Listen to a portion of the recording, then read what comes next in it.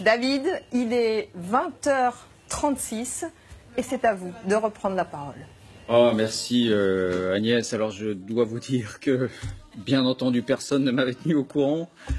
Donc je suis navré d'avoir à ce point concentré l'attention de ce journal. J'avais prévu moi-même simplement de vous dire quelques mots, puisque c'est le dernier journal que j'aurais eu l'honneur de vous présenter.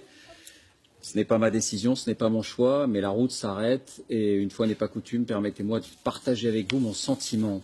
Et ce sentiment, c'est un sentiment de gratitude pour ce qui a été une grande aventure collective, intellectuelle et civique, je l'espère, à votre service. Je parle d'aventure parce qu'il y a quelques années, comme tous les médias, nous avons fait le constat de la défiance grandissante du public.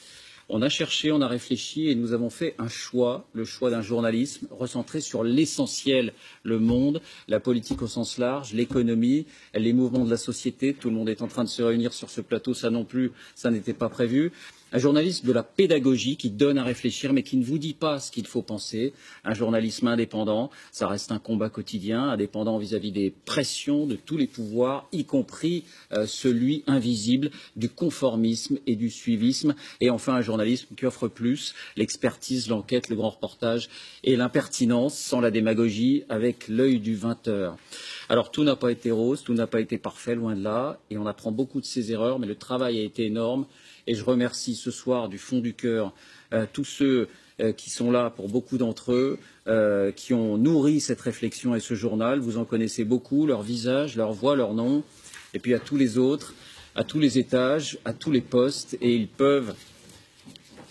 ils peuvent être fiers. Merci les amis. Merci les amis. Merci les amis. Merci. Merci les amis, merci. Je voulais vous dire,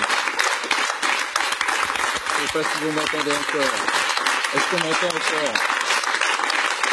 Alors au-delà, je voulais vous dire que votre présence, votre confiance a grandi au fil du temps.